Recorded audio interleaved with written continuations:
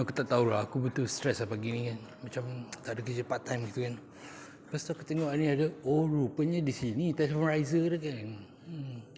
Tapi aku tak tunjuk lah door ni di mana kan.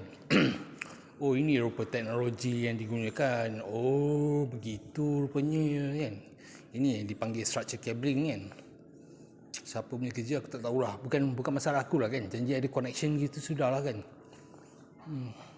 Ensure ATM machine okey kan. Floor ni okey, dah lah kan. Oh ini rupa structure cabling. Tapi aku yakin lah ini structure cabling ni bukan pada zaman-zaman 2025.